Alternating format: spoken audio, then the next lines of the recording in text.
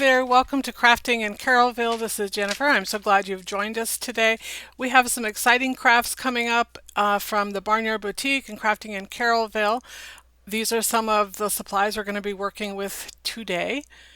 I love these projects. I was very inspired at a recent show to print on fabric, and so that's what we're doing here first. I'm going to flash the name of the fabric that I'm using here up on the screen. It's called Osnaburg, and I was just sort of on a fact-finding mission at our last show. I walked around. I saw one of the other vendors had these sweet little pillows that were hand sewn, and I noticed that she had printed directly on the fabric. So I asked her about it. She was more than willing to share information. And of course, I shared a lot of information with her as well, which is one of my favorite parts of doing shows, is that you can meet face to face with other creators and ask your questions and answer questions. I just think it's a great way to share information, learn some new techniques. So that's what I did. So I'm using this fabric, and I'm also using labels, full page labels. I'm sticking the labels to the fabric and then cutting them out. And so the labels are basically going to be my carrier sheet that will take this fabric through my printer. Just my regular inkjet printer, using a rotary cutter to cut these out. I also wanted to let y'all know that I had the opportunity to take pictures of Highlands cows this last week. It was super exciting. I went on Tuesday morning or Monday morning. I'm going to flash some pictures here on the screen of some of the little cuties that I was able to photograph. I'm going to turn them into artwork very soon. That's Ginger, little red Highlands cow. That's Mac. He's just a tiny little baby, hasn't even gotten all his hair yet, obviously, or his horns. And that's Waffles, and he was super super cute and very personable. Anyway, so I'm making as many of these as I need to make 50 pillows. I cut out material to make 50 pillows, so I'm trying to make as many pictures, and I get 4 pictures on a sheet, and you'll see that in a bit. These are just little miniature pillows.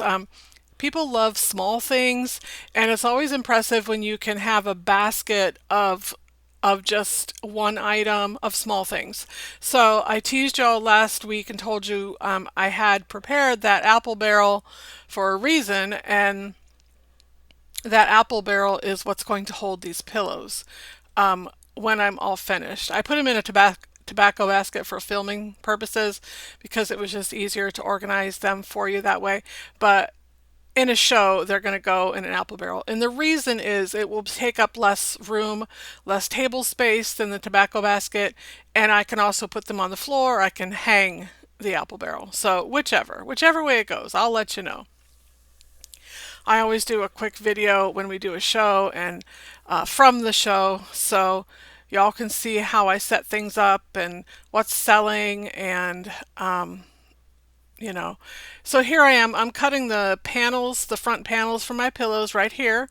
I'm just tearing this fabric because it makes the very best frayed edge, and I love that. So these are 6.5 by 5 inches.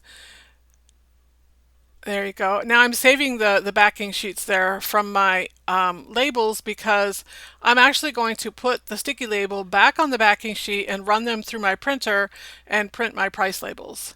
Because very best practice is to price everything while you still have it in your workshop. That way your husband doesn't have to play Russian roulette with your emotions and make up prices on the fly.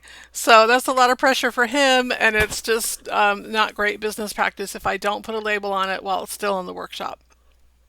So that's why I'm availing myself to the backs of those stickers, and I'm just going to put them on my products as I make them. If you don't want to individually price every single thing, like obviously these pillows are not going to be individually priced because I've made a tag that attaches right to the apple barrel, and it says what they are and how much they are. And they're $10 a piece.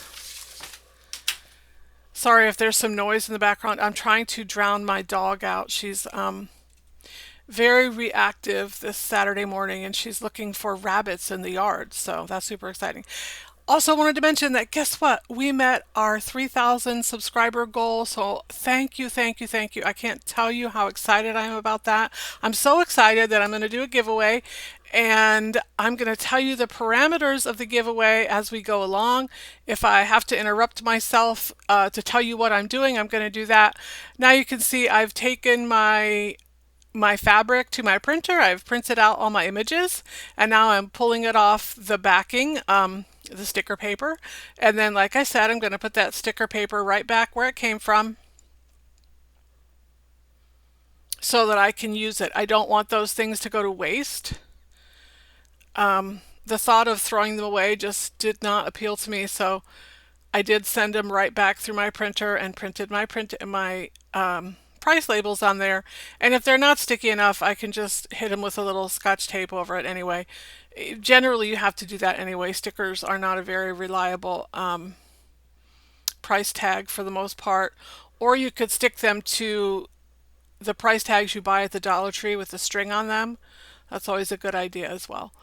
So now I'm just cutting my images apart. I did draw a square around them in Word so that I would know where to cut. And that just made it easier. I knew how big I wanted these panels to be, so I'm not worried about the line on there. When I fray the edges, the line will disappear. All right, so let's talk about the giveaway. What I want you to do is there's going to be a video in my video library, and you're going to see on the thumbnail I made a little three drawer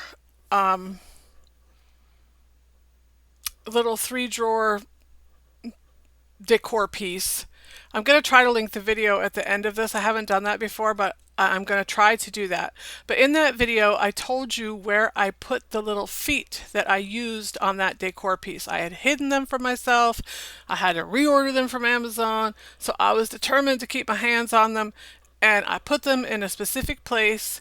And the first person to come back to this video and comment and tell me where I put those feet will receive the giveaway. The giveaway is going to be several things, but two of the things that I'm going to include in the box are one of these pillows and one of the next project we'll be working on. So you'll have your choice about what you want. And I'm super excited about that. I love giving things away. I have some things that I did not create. I have some vintage materials that I'm going to put in there that I'm super excited about giving away. And I know you'll be super excited about receiving. So I am still cutting my way through all my material. I'm making the front panels for my pillows. I've decided that my goal is to make 50 of them, and whichever material I ran out of first would dictate whether or not I could make 50 of them. So I ran out of drop cloth first, which I'm using drop cloth for the backs of my pillows. And I'm doing that because, first of all, it makes a more substantial pillow, like it makes it kind of harder and more firm. And I didn't want them to be super soft and squishy because they're so little. And then secondly, there's another reason. Oh, because a lot of these patterns are just that, they're patterns. And I didn't want to have to worry about whether or not they would line up from front to back because it would bother me if they didn't. And I know that's weird. Anyway, here I am now unboxing my sewing machine. Now listen, I got this for Christmas. I haven't used it. This is the first time I've used it. But I want you to know what a personal victory this is for me because I'm going to tell you this personal story and you can take it for what it's worth. But I have macular. I am actually considered to be functionally blind. I have a couple other eye diseases that you wouldn't understand unless you knew about them. But anyway, I have not sewn for years and years and years because for a long time I just didn't do things that I just convinced myself I couldn't do. But here I am sewing, and I'm super excited about the opportunity. I knew that a project would come along that would make me open up the sewing machine. So that's what I've done here. You just saw me put together one of my pillows. It happened pretty quick. I took right to it again. It had been literally decades since I had sewn, and I hadn't even considered sewing while I was going through this trauma with my eyes and wondering how I was going to just navigate through life in general. I'm not sure where I've gone at this point, so let's talk myself back into the frame. I really, I thought I got all this dead space out, but we have things to talk about anyway, so really it's okay. Now here I am. I am stuffing my pillow, and I'm stuffing these pillows with just a cheap pillow I bought at Walmart. I bought the cheapest pillow is like 347. The next one is 488. I bought the one for 488 because it was bigger and had more stuffing in it, and it came in a ticking stripe fabric, and so I'll use that as well. So I figured it was worth my money to buy the more expensive pillow. So that's what I did. Now I'm just sending that last edge through the sewing machine. This was super exciting for me. I wish that I could convey just what a personal win this is for me, because I really had convinced myself that to sew would be mostly to unsew. But I didn't. I didn't unsew. Not one time. I didn't have to grab my seam ripper. I got through. I think I made 24 pillows in this sitting. I have enough material to make 26 more, so I'm gonna keep doing that. And there's other little simple things that I would like to sew. Just straight stitching is all I'm interested in. I'm not interested in doing anything other than that, nothing fancy. I used to love to make quilts and clothes and all those things, but I'm not in for that. I know I don't have the eyes for that, and I don't have the ambition. So here we go. Here's all the little pillows I made. I'm going to show you what they all look like. If you're our giveaway winner, you can choose one of these pillows. So pay attention, because the first one to comment on this video and tell me where I put the feet that I used in a previous video, y'all will receive. If you don't comment, I'll just know y'all don't want any of my stuff, and that's fine too. But I'm super excited about doing a giveaway. I think it's just an appropriate way to thank you all for helping me get here. Now I'm super excited about this project as well. I bought these cedar planks. There were 7 of them in a pack for $4.99 at Goodwill. Sometimes we have 3 Goodwills in our local area that my son and I frequent, and some of them are way overpriced, but I thought this one was a pretty good price. 7 of these for $4.99. So I knew a general idea of what I was going to do with them when I picked them up. To me, they're not substantial enough to, they're meant to be cooking planks. That's what they were created for. They're cedar, and they're not substantial enough to make, cutting boards out of or whatever. They're very soft wood, and they're not meant for that. So I'm going to make a phone or a tablet stand. I feel like sometimes, and if you have a booth and you make your things, or you upcycle or DIY, sometimes beyond home decor, it's nice to offer a functional item that people will buy just for the sheer function of it. And if it goes along with the theme of their home, even better. So I didn't go out of my way to make these super fancy. Really, I just made them functional.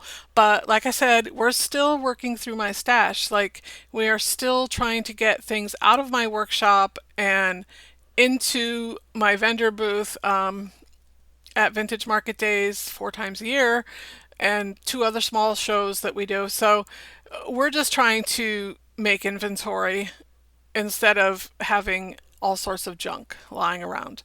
So that's what I'm doing here. And here I'm just deciding preemptively what kind of transfers I want to use. I'm using the Lover of Flowers for almost all of these from IOD. I'm using wood glue and hot glue to stick, you got it, Scrabble, what are those called? There's a little shelves you put your letters on. There's my letters. I was going to put the letters on all of these and spell out what kind of flower they were, but it was a good idea, and I did do it on one, but it was a lot of extra work, and I just didn't want to go there. I was making 7 of these, so I just wanted to get them done at one point. So after I did one, I decided just to sort of scrap that idea. I loved it because it was, ironic. And I've never used Scrabble letters in any craft because I thought it was way overdone. But I like the way that it turned out. So it might happen again in the future, but for now, I'm sort of saving all of these Scrabble tiles, and I have many, many, many more for a library project. I think the girls at the library would appreciate that. Now here I'm showing you that I'm going to go to my jigsaw and I'm going to cut these boards out, but I'm going to use this small scroll blade. I'm not going to use the big giant blade that's meant to cut wood. I'm going to use the much finer blade. So if you're using a jigsaw to cut wood and you don't know about a scroll saw blade for your jigsaw, get you one. Now I have to make an easel for the back of my boards so that they'll stand up. And I have to, I'm using scrap woods that, that I've had lying around, a crate that I took apart a while ago for another project. But I have to make an offset for the easel so that it has room to open and close and so that everything fits together. I'm using a Jenga block to apply this because the screws that I'm going to use to hinge this are longer than the board itself. So I need that Jenga block in place to hold the screws and therefore hold the hinge. And then I attach a small piece of wood to the top of my actual stand for the same reason, that it's not thick enough to hold the screw. So that's what I've done there, and I didn't want to make it any heavier than I had to, so I just added a small block of wood to the top of each of my actual stands. I painted everything to match. I made 7 of these, so if you see during this video that I have not painted the back of something, trust me, I painted the back of it. This was a process. I painted 7 boards, 7 stands, 7 Jenga blocks in different colors. I didn't use the same color on any of these. I used 7 different colors. So again, as I'm telling you, I'm just trying to craft through my hoard, trying to use absolutely everything I have. Here I go. I'm just fitting this hinge to the Jenga piece so that I can drill the little holes for the screws. Believe it or not, these Jenga blocks are, and these are the original Jenga blocks. They're not the knockoffs from Walmart or Five Below or whatever. This is hard wood, like much harder wood than the cedar boards. So I'm just going to use my little bit on my drill to drill through and make those holes. And to make sure I've gotten it right, I'm using another piece that I've already worked on. Like I said, I've made 7 of these, so this took a while. But I wanted to get all 7 done because I wanted to show you, what you can do with certain supplies in a relatively short period of time with very few supplies. The hinges came 2 in a pack. They were $2.47. These were the cheaper ones. The more expensive ones were brass or silver, but these were black, and I was fine with that. So I paid $2.47. I had to buy 4 packs because they came 2 in a pack. So far I have $4.99. Let's say $10, $15. And then I used several of the transfers from IOD. But you see, I love to cut my transfers up so they go much further. I love to use them, not just straight off the page. I like to cut them up and use them, the way I envision it. Now listen, of all the ones that I made, all 7, this is the only one that I connected the hinge on the wrong side. I wanted that small part to be inside because it just looked a little unseemly to me. And this is the only one that I got wrong, but I did not go back and fix it. Maybe I will in the near future, but I did not while I was doing this. This was quite a week. I got a lot done. I was so productive. I was so excited about reaching 3,000 subscribers that I've been sort of on an emotional high regarding that. And I couldn't wait to show y'all this because I want to have a great giveaway. I want y'all to know how much I appreciate you. And I was super excited about being able to go and photograph Highlands cows. Something that people ask me for at every single show. Do you have a Highlands cow? And I so wanted one. So I reached out. I found a lot of hobby farms that have them and some bigger farms, actual working farms that have them as well. So that was super exciting. I'm going to do this one more time just to make sure you get a good look at what I've done here. It's not super complicated, and that's one of the reasons why I didn't go out of my way to make these cutting boards super fancy or, they're pretty basic. When I get to embellishing them, you'll see that I don't go overboard with embellishments or anything. This was really just teaching you how to make something functional that everybody could use in their kitchen. I don't know about y'all, but sometimes I set my phone or my tablet up in my kitchen when I'm working on a recipe, or in my workshop. You've seen what I use as a phone stand. I use an old accordion ruler sometimes, but I might keep one of these out in my workshop because I always use my phone to control my camera. So, in other words, my camera is on not a tripod, but like a arm stand on my table, and everything is controlled through an app on my phone, so I never even touch the camera just to turn it off and on. So here I'm just making sure that the hinge is on the right side of the stand and that it's going to open out like it should. And then again, when I have that all ready, I'm going to drill the holes through that as well. These are just little pilot holes to get the screw started. This is a much softer wood, so I don't have to go as deep as I do in the Jenga piece. I couldn't find any videos on this. I didn't see any pictures. I had a sample board that I, picked up thrifting, and I was going to use that as my template to do this project, but I couldn't find it. I don't know where it went. So anyway, I just had to kind of make this up on the fly. I'm using, again, hot glue and wood glue to stick this to my board. And I could probably reinforce that with a brad nail or two, and I probably will do that. Now, these are things that I was talking about pricing before, and these are things I would put an individual tag on because I probably won't put them out all at once. And so I will put an individual tag on these, and actually I can use a string tag that'll hang right over the handle. But for the pillows, I'm just going to throw them in a basket and they're all going to have one price on them, and that's what they're going to look like. So, and I think I'm going to price these at 20 or 25. You let me know what you think is a fair price. I definitely think 20 is a good price. 25 might be too high. But like I said, I think that if you have a booth or you're a vendor somewhere, you should always have a product that is functional, a couple products that are actually functional and not just, decor items. This is the Lover of Flowers transfer book. This is the rose one. And you're going to see what I do with the Scrabble letters on this one.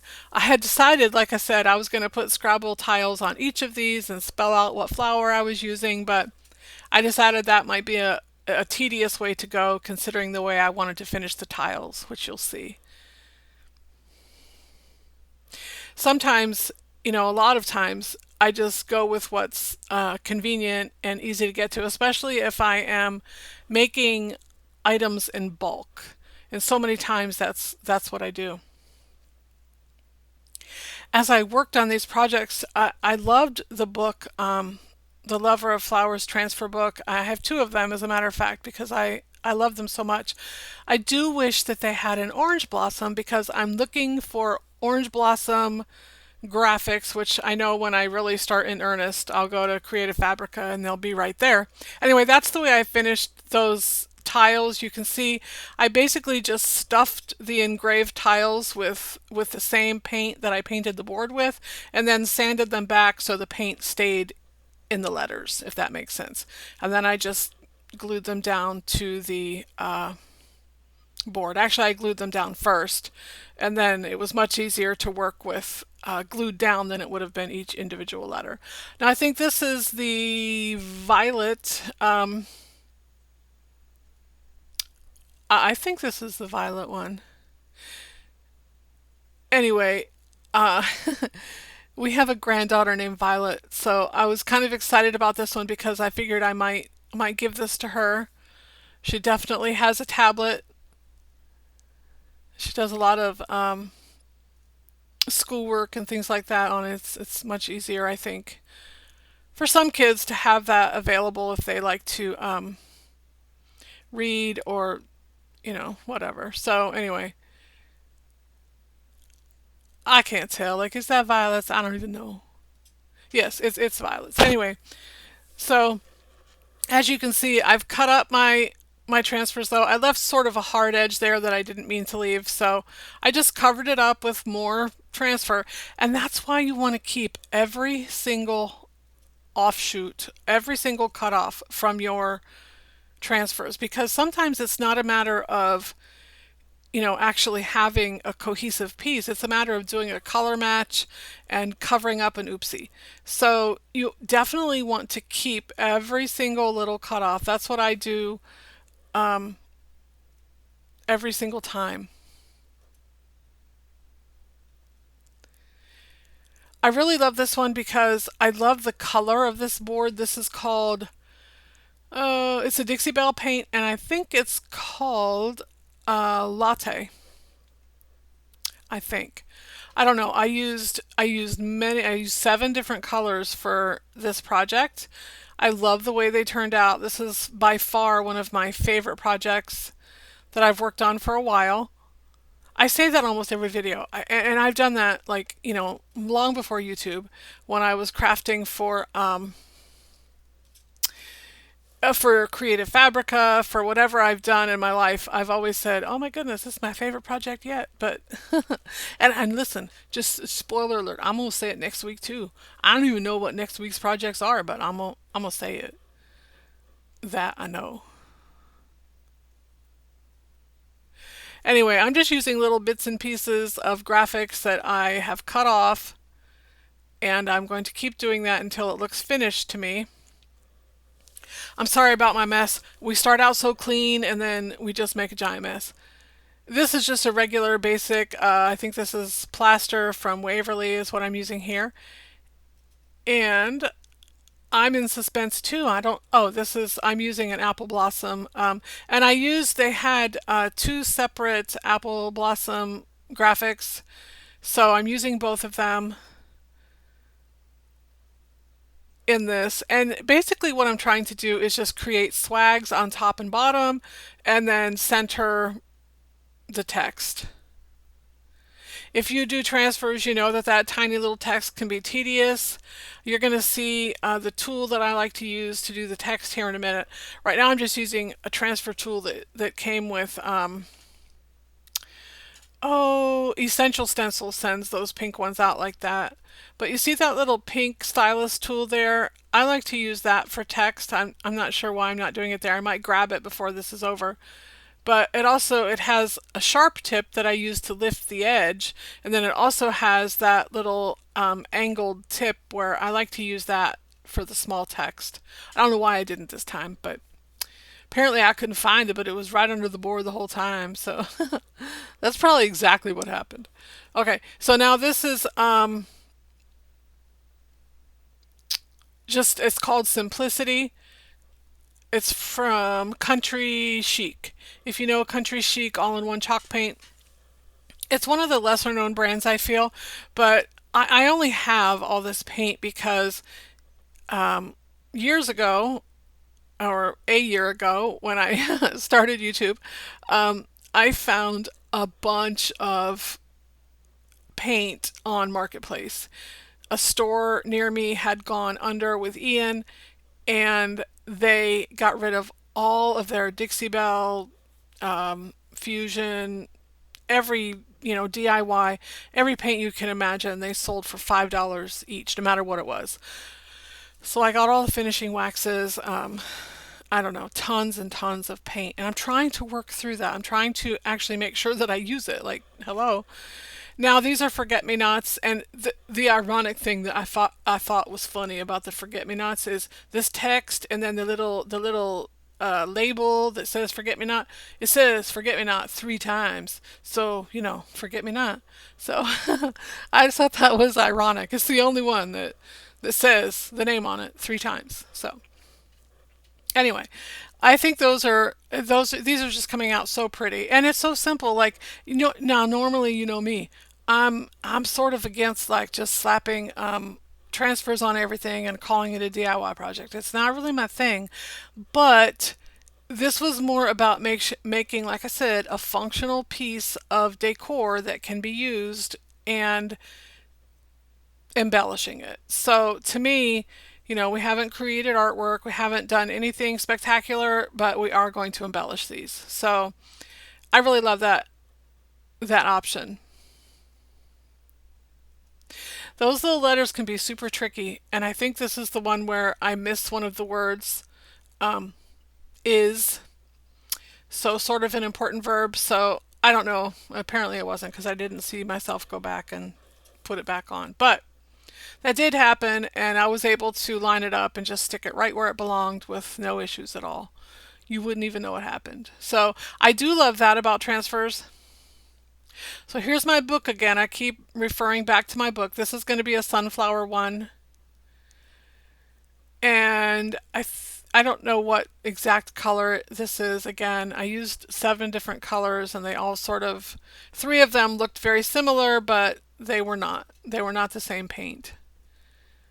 And this is, I used the sunflower from each of my books. So I just used 2 sunflowers and I cut one right up the middle to create some pieces that I could use to come in from the edge. I love doing that. If you've seen me do waterslide paper, you know I do the same thing.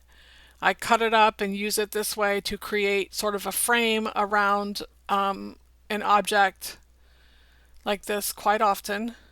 And now I'm putting the little sunflower on there. And now I'm going to add this stencil, and it's going to be like the background text. I could have used the kindest or the warmest regards stamp from IOD, but I opted to use the stencil instead, and I'm going to tell you why. Because I can see through the stencil and I can do it afterwards, and I can know exactly where it needs to be stenciled and where an image is. If I use the IOD stamp, I guess that the transfers would cover it well, but I really love this technique because I love to use these clear stencils where you can actually see where you're stenciling. You can see what's under them. So I'm using the same latte paint that I used on one of the last boards that you saw me do. I'm just dabbing it off. I'm using a pretty dry brush and I am pouncing it onto the stencil. I'm not worried about perfection by any means. These are all, rustic. I hand cut these with a jigsaw. None of them are perfect. They just are what they are. Like I said, we're going after a functional item here, but if we can make them beautiful, that's great too. I did this technique on some cutting boards a few months ago, but I didn't show you exactly how I did each and every one of them. I made 4 of them, and I think I did one on camera, but I showed you 4 finished projects. This time I'm doing all of them because I want you to see how you can take 7 of the same item and make, 7 different projects and make them all look different. Now this one, listen, I hated this color. This is a folk art color. It's called Vintage Teal. It was way too bright for me, and so I'm toning it down with white wax before I continue. Now, I know that waxing my board before I transfer is going to be an issue. I know that when I do this. But I'm not using the Lover of Flowers transfer on this one. I'm using a cheap one that I bought from Amazon, and I know that they are extremely sticky. Like they're just so sticky when you peel them off the backing. So I thought that would kind of cover me, like, okay, well, it has enough tack on it, it'll stick to anything. So I thought. But you're going to see, and I left all of it in here because I wanted you to see the struggle, but mostly I wanted to show you the solution. Because with every crafting struggle, there is a solution, and I want you to know that. So I don't ever want you to give up. It's not an option. If I can sew, we're all going to have our struggles, and we're just going to keep on. We're going to keep on doing what we love, no matter what. Okay, listen. No amount of rubbing is going to help. Like I can grab every tool in my toolbox and it's not going to do anything to make that transfer stick. And I know that. And I knew that before I started. But like I said, I'm about to discover a solution. I can't wait to show you. Okay, but I'm going to struggle with it for a minute. Now, I'm just going to be disgusted and I'm going to take my heat gun because I'm going to say to myself, why does it matter? Like, I'm just going to take this off and it's not going to be on there. Or I can grab my heat gun and see what that does. And that solved the whole problem for me. And at first I thought, well, that was a lot of trouble. I think I'll just leave that by itself. And then I thought, heck no, I'm Wonder Woman. So I added four more the exact same way, and I rubbed them down just for the, to go through the motions and pretend that was going to do something, and I knew it wasn't. But again, I just stick my heat gun on there and watch the plastic shrivel up and then peel it away. So I did that 4 times. And so if you ever buy some cheap transfers from Amazon, and they come smelling so awful. Like they're so, I don't know. And they really smelled bad. Like chemical, like very fumy. But anyway, that went away with the heat gun too. Probably should have worn a mask when I did this. Anyway, I didn't know. Okay, so here I am again, just going through the motions. Like, I wonder what will happen if I rub it. Absolutely nothing. So I stick the heat gun on it again. Again, you're seeing me cut transfers right up the middle and then just come at them from the edge of the project. And I love that. Like, it's such a simple way to stretch your transfers further. And it doesn't matter what shape they are because they're only going to be seen on the edges. So I love that.